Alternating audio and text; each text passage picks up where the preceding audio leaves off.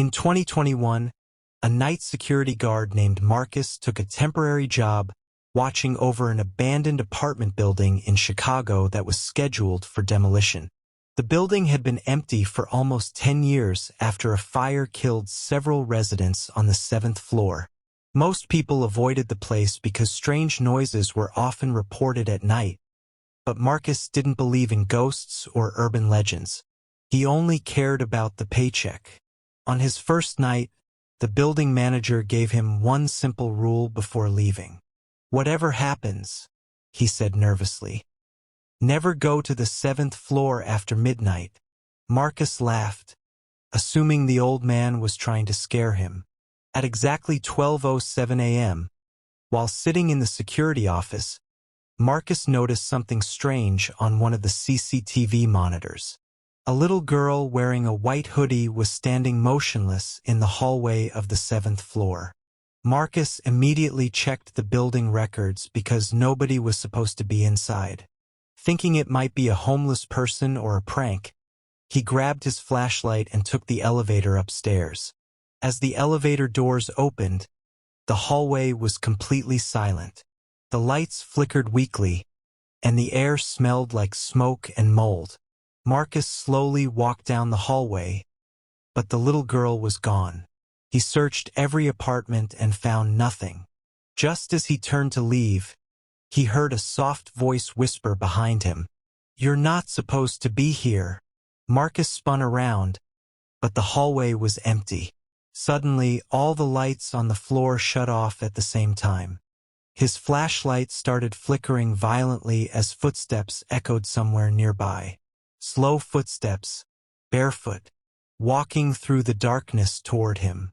Marcus quickly backed away and pressed the elevator button repeatedly, but the elevator wouldn't open. The footsteps got closer and closer until he finally saw a figure standing at the end of the hallway. It was the same little girl from the camera, except now her face looked badly burned, and her eyes were completely black. She slowly raised one arm and pointed toward apartment 714. Terrified but unable to move, Marcus watched as the apartment door slowly creaked open by itself. Inside the room, he heard multiple people whispering at once, though nobody was visible. The temperature suddenly dropped so low that Marcus could see his breath in the air. Then the little girl whispered again, "He locked us inside." At that moment, Marcus remembered reading about the fire years earlier. According to news reports, several residents died because someone had chained the emergency exit doors shut before the fire spread through the building. The person responsible was never caught. The whispers inside apartment 714 suddenly became screaming. Loud, painful screaming. Marcus looked inside and nearly collapsed in fear. Dark, burned handprints began appearing across the walls and ceiling as if invisible people were trying to claw their way out. Furniture started moving on its own, and smoke slowly filled the apartment even though nothing was burning. Marcus tried to run, but the hallway behind him had changed. The elevator was gone. The exit stairs were gone. The hallway now stretched endlessly into darkness. Then Marcus heard heavy footsteps behind him, much heavier than the little girl's. He turned slowly and saw a tall shadow standing at the far end of the corridor. The figure looked like a man with melted skin hanging from his body. Around his neck hung thick metal chains blackened by fire. The little girl suddenly screamed, "Run!" The shadow began sprinting toward Marcus unnaturally fast. Marcus ran blindly through the endless hallway while doors slammed shut around him one by one. The screaming grew louder, mixed with the sound of chains dragging across the floor behind him. Marcus finally spotted the stairwell door and threw himself inside. He fell down several concrete steps before crashing onto the 6th floor. The moment the stairwell door slammed shut behind him, everything became silent again. The hallway looked normal. The elevator was back. Shaking violently, Marcus rushed downstairs to the security office and began checking the CCTV footage from the 7th floor. But the footage made his blood run cold.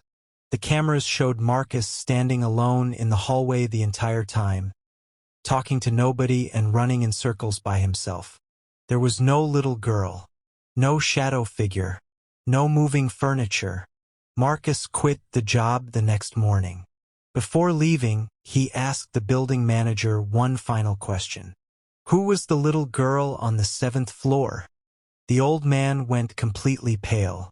He quietly explained that during the fire 10 years earlier, a young girl had repeatedly called 911 from apartment 714, begging for help while smoke filled the room.